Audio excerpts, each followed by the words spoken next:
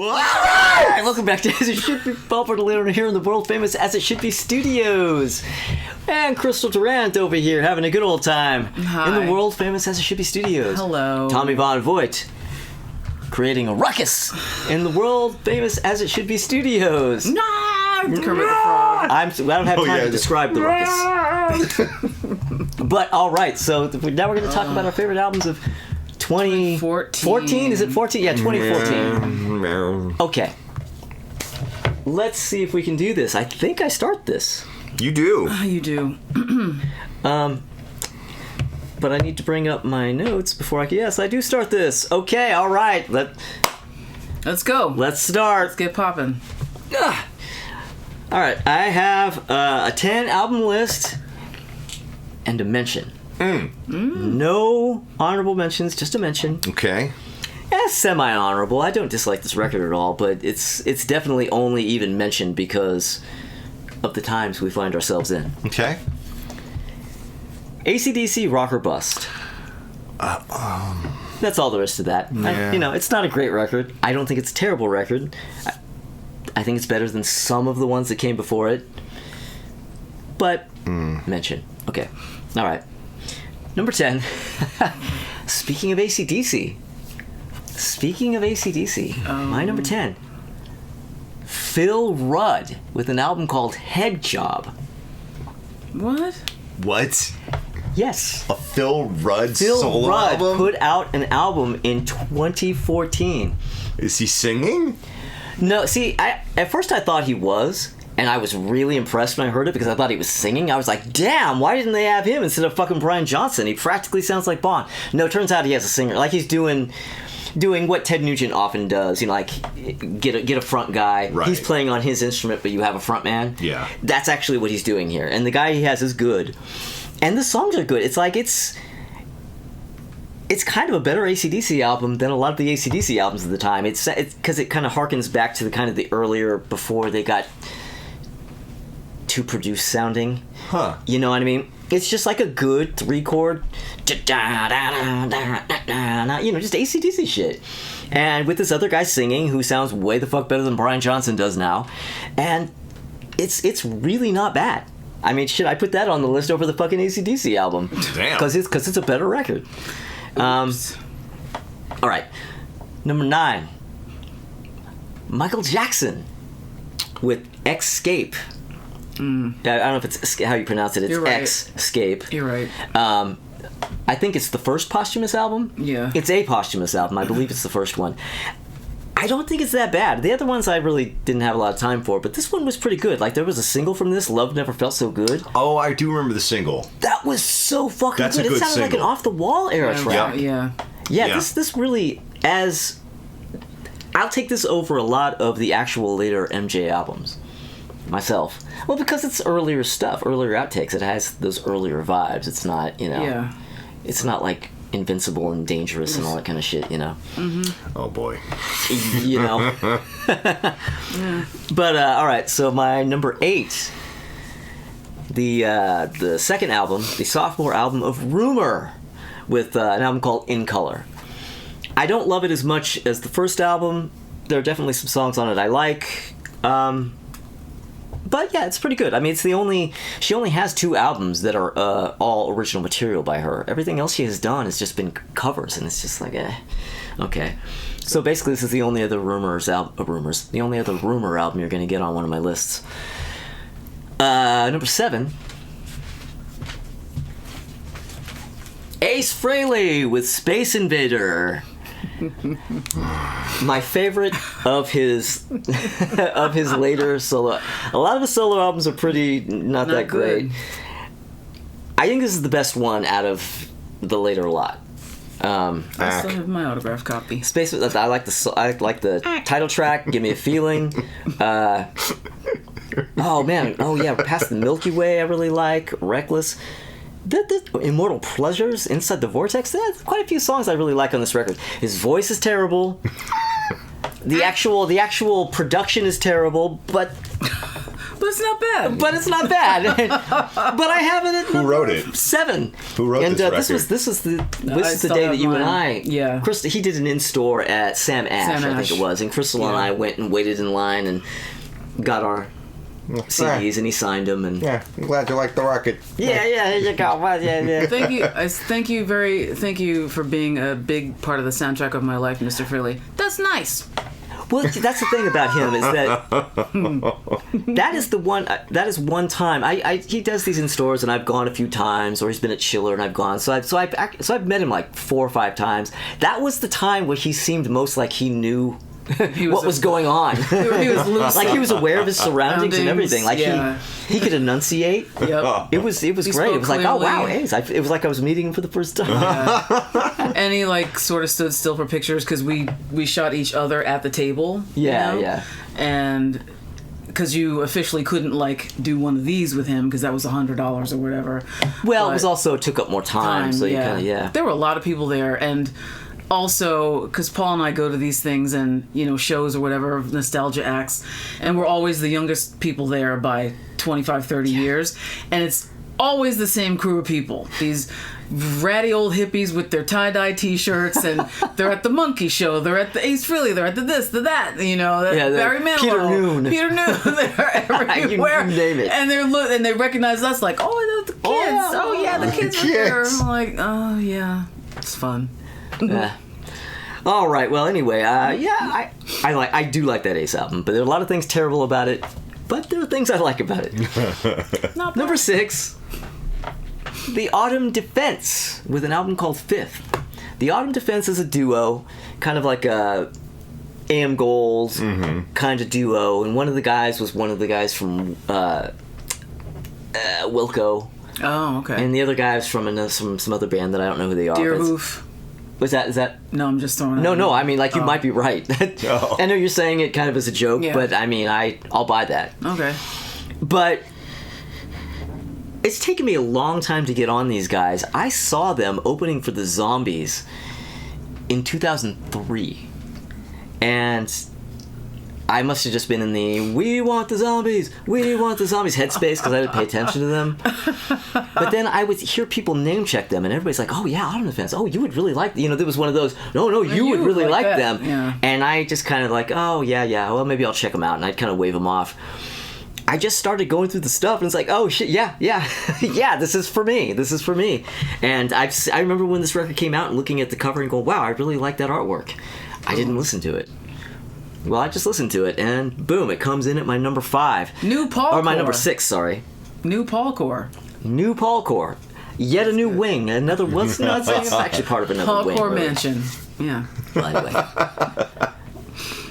That's awesome. Some more new Paul Core at number 5. Real Estate.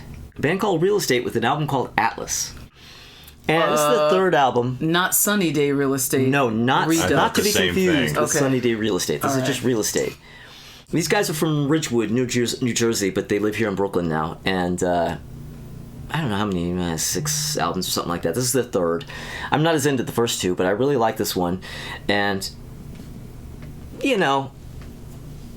indie kind of stuff, but not the obnoxious indie, like the melodic indie, like the indie that owes a lot to 70s and 60s kind of vibes, and just more of that.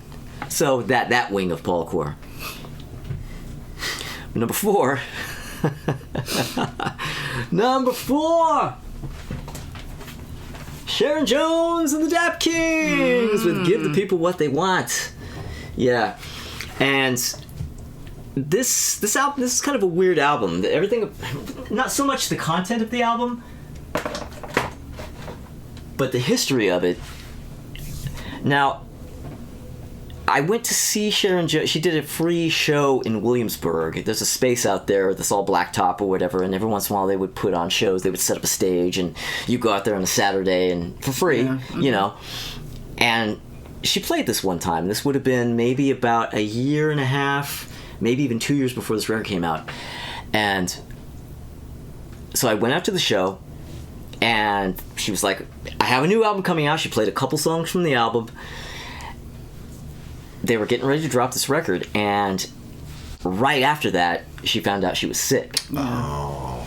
So the record got pulled from release. Not, you know, like they waited. They kind of, like, it was going to come out, like it was March, it was going to come out in April. It didn't come out in April. They just kind of held off on it to see what was going to go on with her. So it didn't come out for quite a while, and then she went through that whole thing, you know, where she went through chemo and shaved her head and the whole thing, and ultimately they put out the record, as you can see, and it's a really good record, but it just has this entirely different life than it was supposed to have. This was just going to be the next Sharon Jones album, come out, do shows, tour. But then it ended up being this, like, I mean, she was probably, certainly she was sick that day when I saw her. She just didn't know it, you know, probably when she was making the record. Didn't know. And then, of course, the whole rest of the Sharon Jones story unfolds, which is a whole left turn from what we were expecting.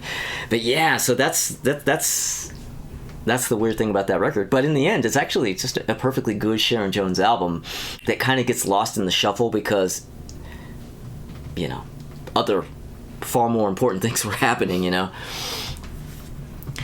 Oh, but man, number three. I already talked about this band. This is kind of new Paulcore, but I've talked about them already. My number three is Fancy Colors, the band I was talking about where I had done a show with the drummer in Philly. Okay. Well, this is their second album, Island of the Dead.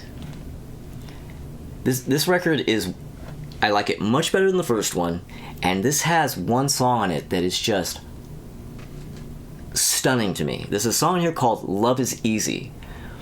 It's a stop you dead in your tracks, incredible, gorgeous song. The lyrics, the melody, the atmosphere, the quality of this one song alone for me is up with the classics. It's an incredible fucking song. I like the whole album, but this one song is just like, how could anybody now of that generation possibly make this? But they did, man. They did it. Fancy Colors. My number two, the Mighty Lee Fields, Emma Jean. And Emma Jean is the name of his mom. I think he lost his mom around this time, so he named his album after his mom. And this is one of his best albums, I think. The second one, I remember I always say second one because I always think of My World as being his first album, the one from 2009. That's the first one that I came to know him on, but it's also the first one of this sort of era, the Daptone era of Lee Fields. Yeah. He was just kind of a wash on his own before that, doing other types of albums. There were soul albums, but they didn't have that retro vibe, you know? So My World I always think of as the first album, so thinking of it that way, that would make this the third one. The second one I'm not as into. This one, he's back on top form. And Emma Jean.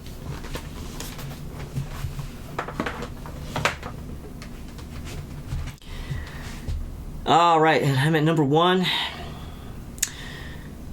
You're gonna be shocked. You're gonna be stunned. Uh-oh. Because I have the return of some true blue Paulcore with Slow. Oh my God! Fucking Slow. Oh, you wave that shit around. Commonwealth. Sloan Commonwealth. Now this album. We are just awash in Paulcore here. Oh my God! You ain't seen so much Paulcore in your life. It looks like a double album of Paulcore. It is. Oh. See, this album. See, there are 4 members of Sloan, and as I mentioned on an earlier episode, they all write, they all sing. This is.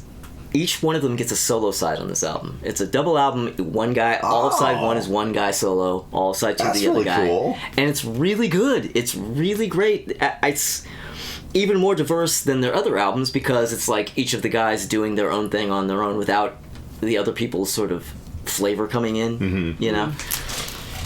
Now, just like the Fancy Colors album, there is a song on this that just fucking kills me called. Three Sisters. Is it gonna fall? No, I think you're good. You're good. A song here called Three Sisters. Oh my God! It sounds kind of like the Scissor Sisters meets 1967 Beatles meets, but like Scissor Sisters, like Mary Scissor Sisters. Oh, okay. Like that song. Yeah. And it's so good. It's just I can't even describe it to you. Just go. Sloan, Three Sisters, listen to that song. But yeah, so there you go. That's my number one of the year. And that is how I managed to get 10 albums for 2014. You are just blowing my mind. Yeah. Man. This last couple of weeks of episodes are just.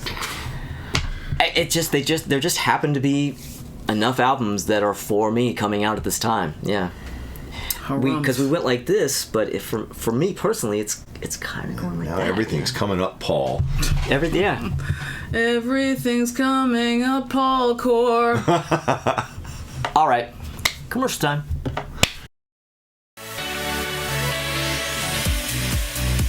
We believe a smile is more than what you see in the mirror. It's a reflection of everything you are. And now, with Shakira, we can share this belief with the world. Shakira has so many sides to her, and she reveals them all with her beautiful smile. Just like women everywhere, her smile is how she connects with those around her and how she truly shines. We know you have a smile for every mood, every moment, every side of you. And we believe they're all worth celebrating. With 3D White, your smile is always as brilliant and dimensional as you are.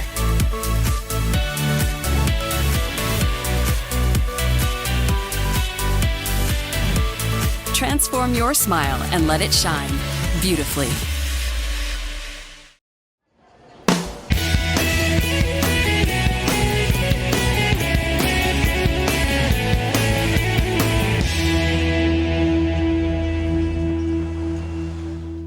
All right. Reboop. Rebooped. We have booped. All right, Tommy. Give us your 10 song list and your 8 runners up. And a list of singles. If only. Wait, I don't know. I didn't know we were doing 1985. Let me scroll back up. Scroll back furiously.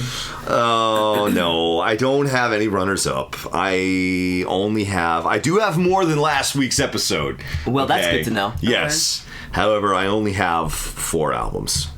Well, again, like I said a few episodes ago, the new normal. Like this is par for the course these days. I'm doing what I can.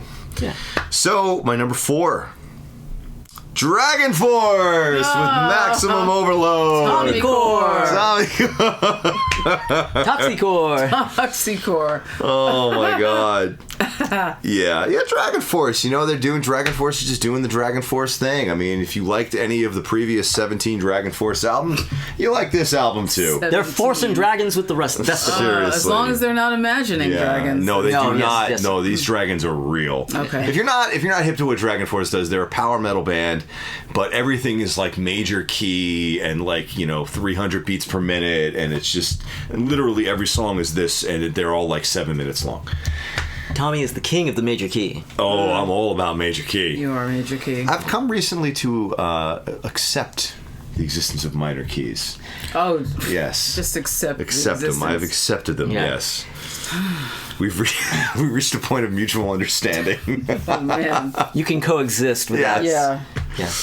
My number 3, Air Raid is back with Point of Impact, their follow-up album. And it's another kick-ass slab of old school, new wave of British heavy metal influenced stuff. Oh, okay. These are the guys from Sweden I was talking about. Yeah, a few so it's kind of like episodes an ago. early like a 1980 kind of vibe. Yeah. When I say to people that this band is like an 80s metal band, there's a few ways you can go with that. And Yeah. I think often people think that they're one of like those neo hair metal bands, and Right. that's not what they're doing at all. Yeah, you're talking 80, 81 here. Exactly. Yeah. Yeah, exactly. Or there's also like an early thrash influence here as well. Right. So it's like new wave of British heavy metal meets thrash. That's the kind of thing that the path they're going down. It's really fucking cool. My number 2, Walk the Moon with Talking is Hard.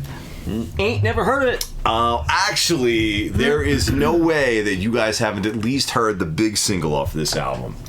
Look who you're talking to. I'm the guy that hasn't heard so many songs. Have you heard that They song? were wafting through the air. I didn't hear them. Have you heard the song Shut Up and Dance With Me? Not by title. Shut up and dance with me. This moment is our destiny. Yeah. You know that one. I do know that. Yeah. It may have been on the grocery store when I was there. But maybe. I don't know. It's unfortunately also become a bit of a wedding party staple, song, but yeah. it's a great song. And a lot of this album is kind of influenced by What they actually described is they were kind of influenced by weirder 80s stuff. So they wanted to, like, they were pulling from, some of the trippier Prince stuff and Talking Heads and stuff like that to kind of influence this. And it kind of shows on a lot of the tracks on here. But, like, as much as I usually shudder when people say something like it's like 80s but with a modern flair. Usually that makes my skin crawl, but that is kind of what they did here, but to great effect. So the songs on this album that work actually really work. So it's pretty cool. Yeah, well, when you do the with a modern flair thing, it depends on how you do it. Sometimes it works, sometimes it doesn't. Yes. And my number 1 is an album that is actually going to be coming back around in a couple weeks because it got re-released in a different format. But this is the first release of the album, and I think this only came out in the UK originally, and that is Everybody Wants by the Struts. The Struts. I've heard of them, but I haven't heard them. Talked about them before, right? The Struts got some really cool shit. Yeah. What are they like? So it's kind of they're a little bit informed by British glam, but it's like a hard rock kind of thing. You could tell that they're there's a Queen influence for sure. There's a little bit of a theatricality to it, right? But not in like a corny way or anything like that. It's cool. It's cool. Yeah, that's a line one kind of balances on when it comes to that kind of stuff. It can get corny. It can. I'll tell you what, these guys managed just to walk that line really well for a few albums straight, and then they kind of changed their formula at one point. It's like, what happened? But for their first few releases, it's like, God, these guys are fucking cool. It's like if you want to like the darkness but can't because you can't get past like Justin Hawkins' whole thing, you might like the Struts. Maybe 10% less gay? No, well, I think Justin Hawkins' thing is exactly as gay as it needs to be, which is interesting because he's actually not it's exactly gay. as gay as it needs to be.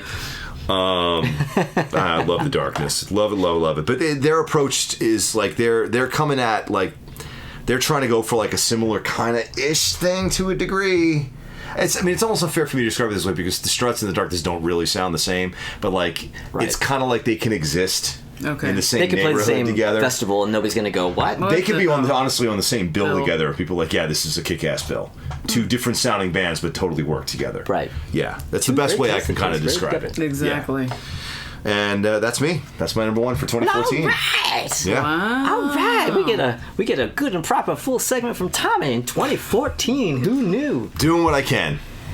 Even for if you! Even if it isn't what he wants, he's doing what he can. Yes. Yeah. I do what I can. That's the for this portion of the series, like this era of the series. Modify my catchphrase a little bit. I do what I can. For that, it would be more like I do what I can. Womp womp. All right, here we go. I always love to get a fan's story and to also surprise them. When you come across someone that feels it the same way you do, that's when you get that connection. It's a once-in-a-lifetime opportunity for both of us. And how cool is that? Introducing Priceless Surprises, only for MasterCard cardholders.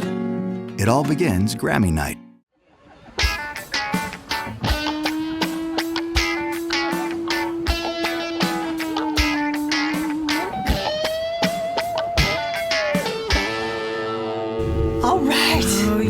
Yay, we're back. And Crystal is gonna give us her list.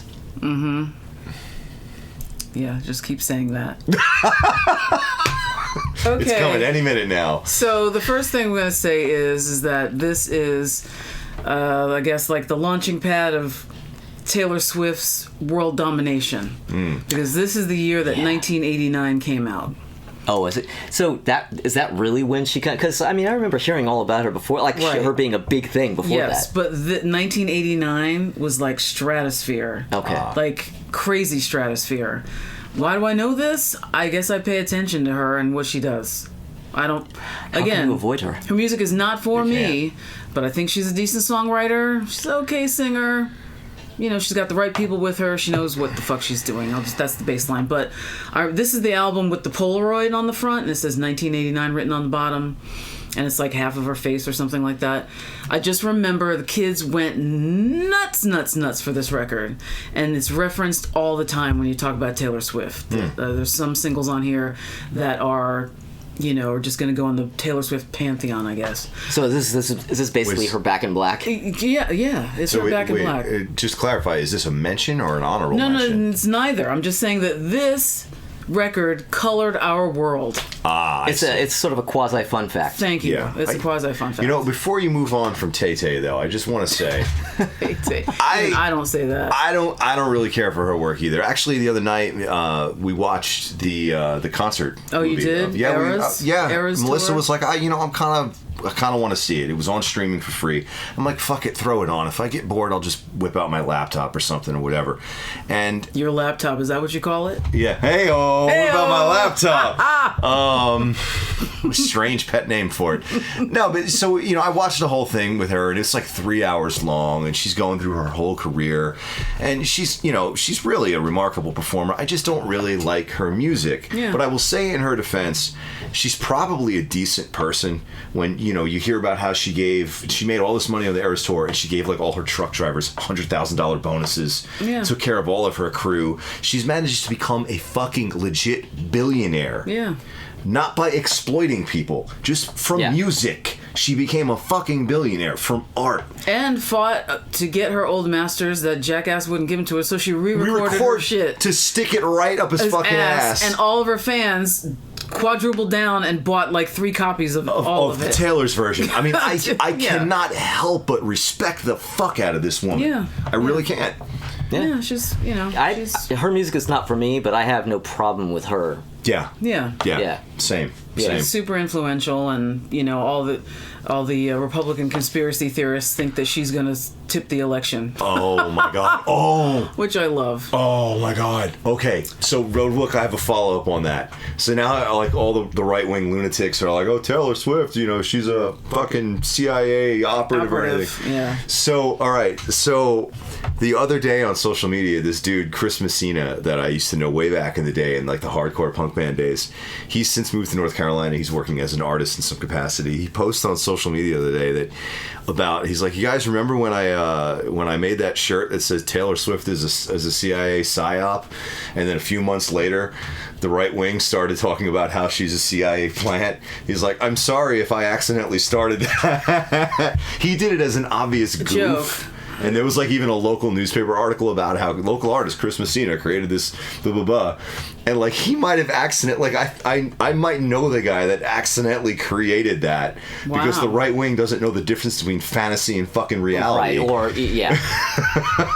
Astounding. But anyway, All right. sorry to Everything hijack is it. Over to you. Give it up to you, dude. Okay, so I have one entry. Just one thing. Hey man, things are looking bright. Looking up, right? Better than It's zero. better than last week. One is better than none. What you got? And that record is RuPaul Presents the Cover Girls. What? Yes, COVERGURLZ.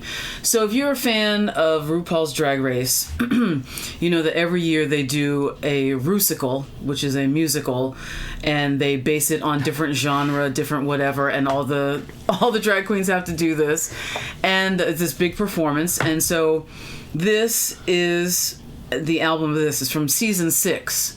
So they've got songs from that on there, and then they'll have the individual when they compete against each other to see who has to sashay away and all that stuff. And it's really, really good. So this one has Sissy That Walk on it. It's part of Born Naked, and this is when Bianca Del Rio won that season, if you remember her. And it's the highest charting album to date, Born Naked, along with this. So This is not my world. that's it. That's all I got. All I gotta say is that when you said Rusical, I just thought of something entirely different. I thought of Seussical the musical. Yeah. Is what I thought of. What did you think of? Rusical. Oh! A Rusical. Oh, Yeah, you know, I get what like you a- mean. I see what I'm picking up what you're putting down. You know. You know. I'm reading the book you're writing. So that's all I have. Well, there you go. All right. Okay. Yeah. Give it up for Crystal Bliss. All right. And I guess that was its own segment. Okay. It's hard to tell anymore. 2 minute and a dirty joke. All Yeah. right. That's all I got. You thinking what I'm thinking? I need pow! Capital!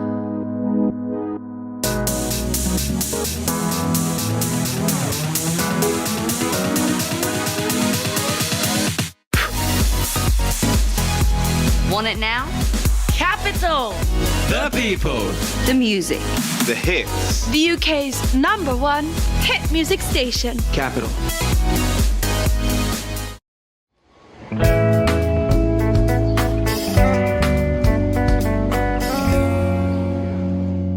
Well, I think we're about to ease on into the part of this show that everyone looks forward to. Well, especially during these years, because that's where all the meat is. That's right. Yep, keep saying that. I mean, okay. That's where the tofu and, is. I guess it's my turn to hate voice there. I have a couple of things. Can you find the strength huh? to hate on this year? Can you find the strength I within? managed. The thing is that, and I mentioned this on an earlier episode, these last couple of years I don't have as much on my worst of, because that's something had to give, all the time that it takes to do these lists, and I just never got around, like it just, the witching hour came and I just didn't have these lists filled out as much as I would have liked. And then the sun But I came do up have and two it was all things. over. Yeah. I have a runner-up and a worst of. Okay. My runner-up is Nashville Outlaws, a tribute to Motley Crue, Oh, fuck. which is I already don't want to know more. You're gonna learn. country artists learn doing Motley today. Crue covers. You're gonna learn today, bitch. Country artists doing Motley Crue covers. Yes, we have Rascal Flatts doing Kickstart My Heart. Leanne Rimes doing, and this is hilarious, Smoking in the Boys' Room, which isn't even actually a proper Motley Crue song. That was them doing a fucking Cover, yeah. And what else? Big and Rich doing Same Old Situation. Your buddy Darius Rucker doing Time for Change, which I don't even know what fucking song that is, but he did a song on here. Yeah. Somebody named Lauren Jenkins, I don't know, doing a god-awful version of Looks That Kill. She kind of turned it into this, like, moody, slow, dramatic thing. And it was just... Really? Yeah, It was looks like awful. you. You might like it, because it's very different from the... It is, yeah. It's Go terrible. on my podcast. I'm it's telling you, it's awful. terrible. It's terrible. But... yeah, it was just everything about this. It's like, okay, anybody, even metal band, anybody doing a tribute to Motley Crue is laughable, but country artists? You know what? Nashville Outlaws, don't go away mad. Just go away. All right. You fucker, you've been building up to that for quite some time. You've had that ready to go. You think I had that in my back pocket, don't you? You've had that shit ready to go. I might have. Okay, well, my favorite one to hate, my least favorite, the shittiest one of the year, Ed Sheeran with an album called X. Although, well, actually, first I should say, let's just get that out of the way, as if it needs to be mentioned. I don't know if I could go that far to say that, because I don't know what kind of music Ed Sheeran makes. He makes apparently all kinds of music. Like, there's not a genre this dude hasn't fucking touched. It's all suck. It's all under the umbrella of suck. It's its own genre. It's its own version of all these genres. Sheeran. He just plays Sheeran. Yeah. And I was gonna make fun of him for calling the album X, as if he's like really edgy, but actually it turns out that it's actually Multiply, because his first album is a plus sign. And this second album, I think this is the second one, is Multiply, and then the next one is the division sign. Oh, okay. So there's that. Okay, whatever. But Does as he far get as I'm to concerned, they're exponent at all some point? minus. So, fuck What it. about parentheses? Yeah. So yeah, Ed Sheeran. I mean, that was the best I could do. Ed Sheeran. Okay. He's a favorite whipping boy for the times, but for good reason. Oh, so we're over to me? We're over to you. Alrighty. So, I don't have any dishonorable mentions. I just have one single solitary album for my worst of the year. And this is, you might be surprised by this, because this is a band I've been heaping increasing amounts of praise upon every 2 years or so, it seems. They all hit that point at some point. Ooh, boy, did they hit this point hard. And I'm going to explain why they hit this point. They made a very big mistake. That would be Foxy Shazam. With Gonzo. Okay? Sorry, I have something in my eye. I don't know, the shit music that's on this album is what's in my eye. So, there is a reason why this album sucks, and I could explain it in 2 words. Steve Albini. Oh. All right, well, that's the end of the segment. Okay, Everything has been explained. everybody.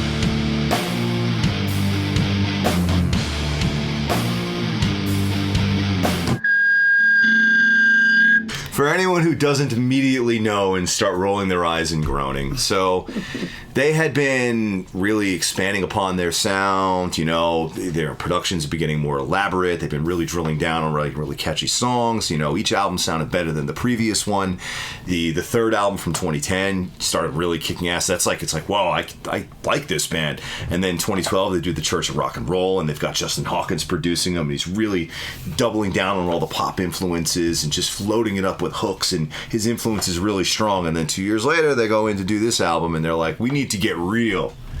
We need to get back to basics. Who better than Steve Albini for getting real? And they're like, what we love about Steve Albini, he doesn't change anything about what you're doing. You just go in there, and whatever you're playing is what he records. He just records it really well. We did everything. We did the whole album in one take with no overdubs. Blah, blah, blah, blah, No blah, songs. blah. And I'm just thinking to myself, none of what you're saying is a good idea. None of what, I mean... We did the whole album in one take. One fucking take, no overdubs. Yeah. Apparently, they just, Steve Albini, just, you know, you go to Steve Albini and he'll go out there and he'll put you in the room and he'll stick a microphone somewhere on the floor and he'll go ahead and hit record because it's real, man. And whatever position the faders on the console happen to be, and the last time somebody bumped their ass cheeks into them is where they stay. And that's your mix, man, because anything beyond that is rock star corporate bullshit, man. And that's Steve Albini's whole fucking thing. And if you haven't figured my shit out by now, you would know that Steve Albini's whole thing is about as far away from Tommy Von Voigt's whole thing as two things can fucking get. Yeah. All right? Anti-Tommy. Yeah, those planets are on opposite ends of the solar system. Yeah, they are not, it's not possible for them to be reached. They're that far apart. Like, you know, by the time you get a message from one planet or the other, it's already moved far out of that fucking, it's just going to go out into deep space. It's past the heliopause. It's gone. You know, I can't obviously blame this all on him because the band wanted to go and make a Steve Albini record. They went in with bullshit material. The songs were trash. And it was just the perfect marriage of bad ingredients, and it made a really, really shitty fucking result. Well, it actually kind of worked out nicely because it would be better than if they'd gone in with some of their really good songs and then he'd fucked it up. Gave them to him. No, they took the good songs to Justin Hawkins. They took the shit to Steve Albini. What's really unfortunate about this story, and the reason why I'm singling this album out of everything else that came out that's awful in 2014, is because it was this tour that I finally got the chance to see Foxy Shazam live, and I hadn't yet heard this record. And we get there, Nicholas, my friend Nicholas Rubal, was like, we gotta go see Foxy Shazam. I saw them in Europe. They're amazing. They're standing on top of the keyboard's head and the singer's eating cigarettes, and it's just crazy and all this nutty shit. And I knew some of the shit off the third and fourth album that I really, really liked. And I was like, okay, fuck yeah. And they got a new album out. It's called Gonzo. And as we're going to the venue, it's like, he informs me, he's like, yo, and they announced that they're going to be doing all of Gonzo in entirety from start to finish. And then at the end, they'll throw in a couple of their other songs. And I was like, but all these other Foxy Shazam songs that I liked, I mean, are they going to do Bombs Away? Are they going to do, they're going to do Church of Rock and Roll? Are they going to do, I don't know, man. They're going to play Gonzo from start to finish. And they played Gonzo from start to finish, and it put the fucking crowd to sleep. Everyone's looking at them just like, really? Ooh. What? I mean, because the record sucks. Right, and you didn't know that until you actually saw the show because you hadn't heard it yet, right? So that was that was how I heard this record for the first time. Live. Was hearing it live. And my God, did it not land. Holy shit, did it not land. And finally, at the very end of what seemed like 5 hours of this goddamn album, they played like 3 or 4 of their hit songs, and the place just exploded. Everyone lost their fucking minds, and it was the show that it should have been from the goddamn jump. And what a shit record. What a shit that's record. Bad. Yeah. So that's a me. All right. Foxy Shazam. Well, Crystal, I suspect there are some things you hate this year.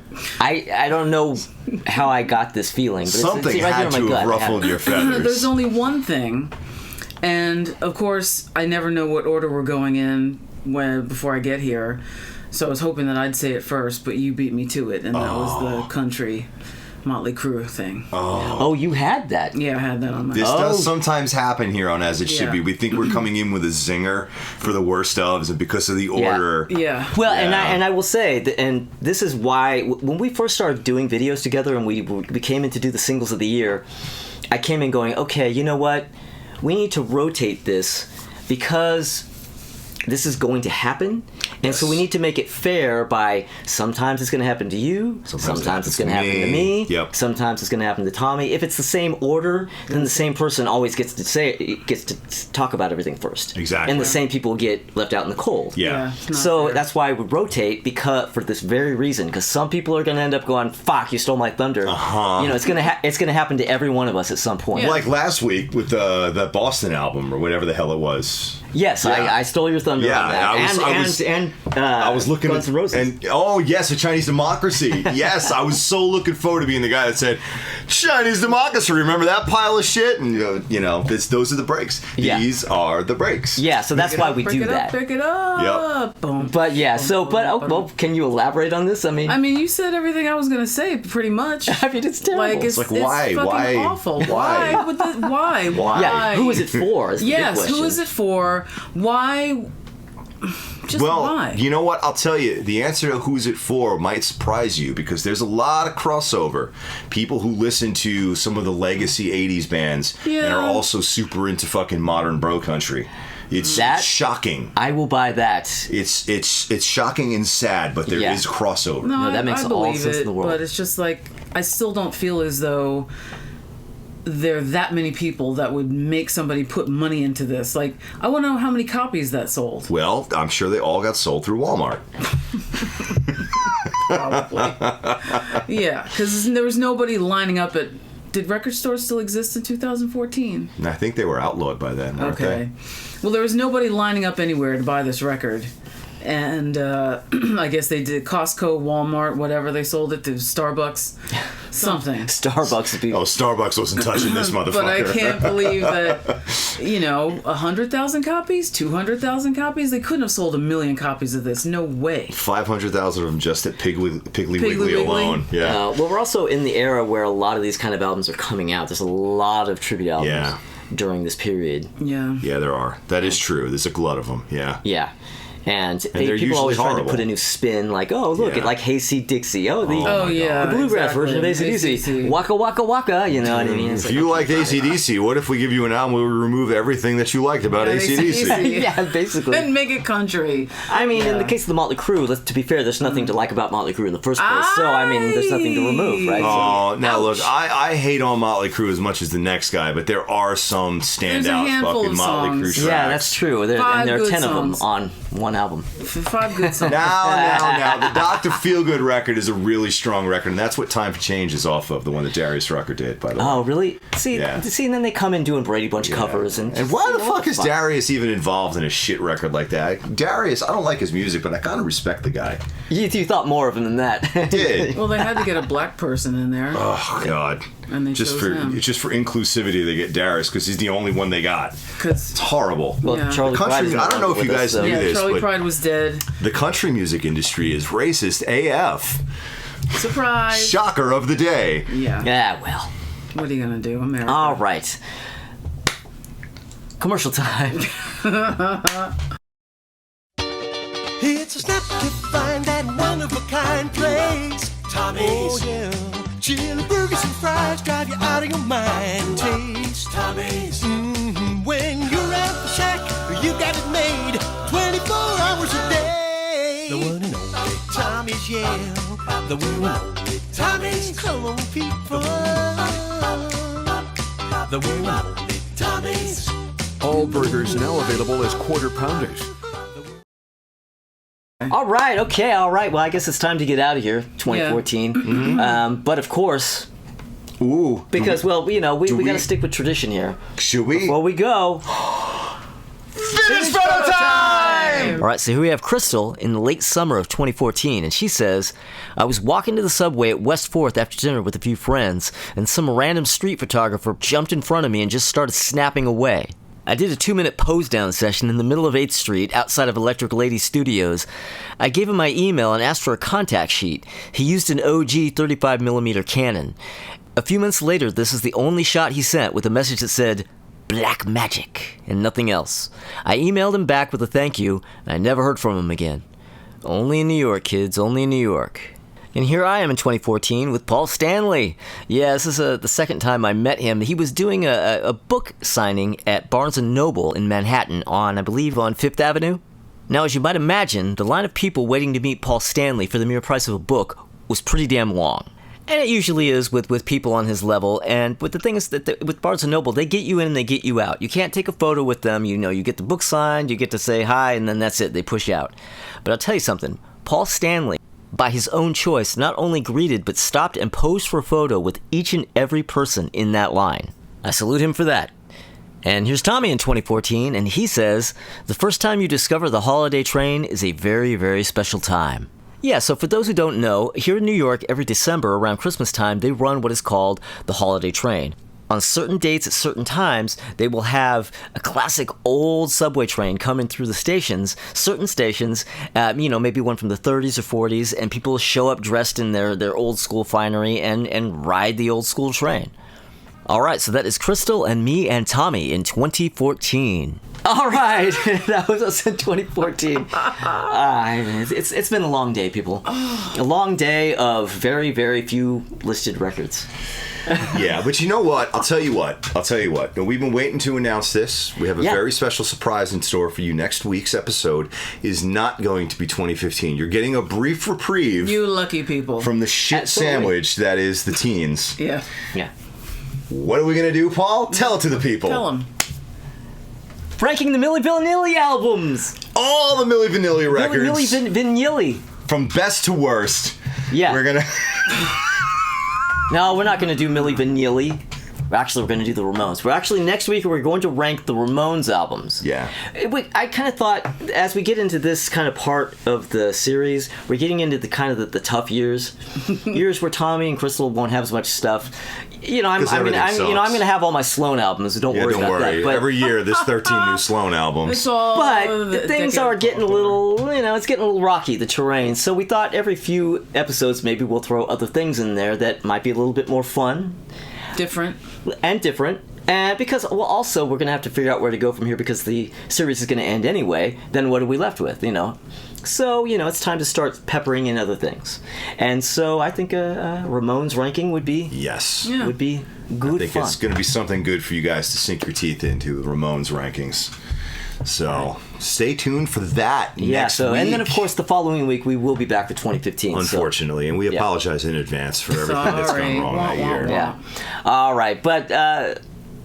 I think you guys can all say this along with me. Thank you, everybody who subscribed. If you haven't subscribed, please subscribe. But if you do subscribe, please click the little bell for notifications. Tell your friends and like and comment and all that kind of shit. Look at our little description down below because we have links. Tommy has a channel. Crystal has a podcast. I have some other stuff. All kinds of great stuff. Yeah. But come back next week and see our ranking of the Ramones albums. Ramones. All right. Bye. Vintage photo time! Vintage photos. Okay. Vintage photos. We're back. Yeah. All right. Now we are back and... All right. That was us in 2014. Let's attempt 2014, shall we? So before we shoot, two things. Of course, as usual, don't let me forget to do vintage photo time, but also don't let me forget that the Ramones. That at the end of this, we're not telling them that 2015 is next, but that the Ramones is next. Got it. Yeah. Got it. Van Halen next. Got it. Okay. Next. All right. So that's that. Yeah. Trying to start the fire. All right. 3, 2, 1. Well, all right. Welcome back.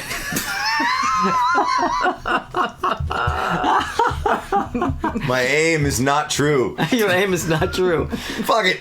Fuck it. We're doing it live. Let's do it. No, wait, no. We're doing it again. 3, 2, 1. Well, all right!